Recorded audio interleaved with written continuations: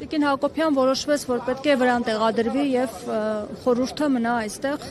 Ինչ է կարծում, արդյոք արդյունք կտա այս գործողությունները։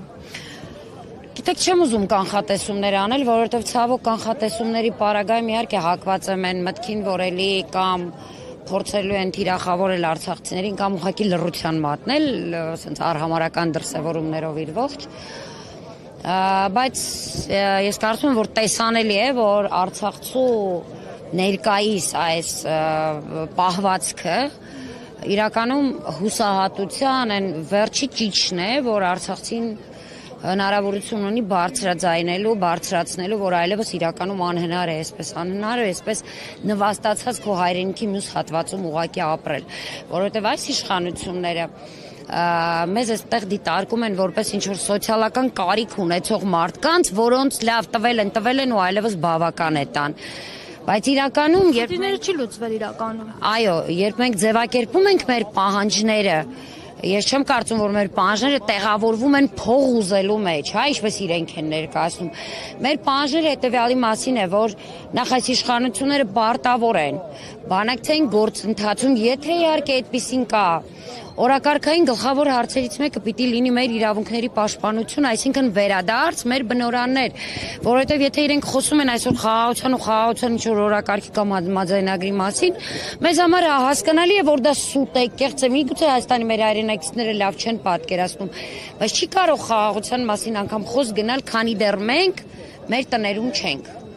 Խաղաղություն իրականում կհաստատվի միայն այդ պարագայում։ Մնացածը սուտ ու կեղծ խոսակցություններ են, որով ուղղակի մոլորեցնում են ժողովրդին։ Եվ մեր պահանջը հետևյալն է, այդ բանակցային գործընթացում որպես օրակարգային հարց ունենալ արցախցիների վերադարձի իրավունքը եւ Հայաստանի իշխանությունները պարտավոր են արցախցիների մինչ հավաքական վերադարձը իրենց բնորան ապահովել արժանապատիվ կեցությամբ։ Այսինքն ապահովել արժանապատիվ կեցությունը Հայաստանի Հանրապետությունում արցախցիների, սա է պահանջը եւ գլխավոր պահանջներից մեկը նաեւ մեր գերիների ու պատանդարված անձանց մասին շուտապույտ եւ շատ արագ աշխատանքներ տանելը, որը իրականում բացակայում է։ Իսկ սոցիալական խնդիրները, որոնց առնչվում են եւ այն որոշումը, որը կայացվել է այդ տրամադրումը 50,000-ական դրամների, ինչ խնդիրների առջև են կանգնել։ Ես հավաստիացնում որ մարդիկ փողոցում են հայտնվելու։ Մենք վաղը մյուս օր տեսնելու ենք այստեղ մարդկանց, որոնք ուղղակի այստեղ քնում են ու մնում են, որտեղ այլ տարբերակ չկա։ Իրականում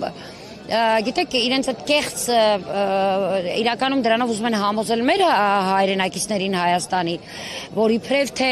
իրենք դրանով ուղղորդում են բնակարանային ծրագրի, բայց ես հավաստիացնում եմ, բնակարանային ծրագրից օգտվել են միայն այն մարդիկ, ովքեր հնարավորություն ունեն հավելյալ գումար տալու։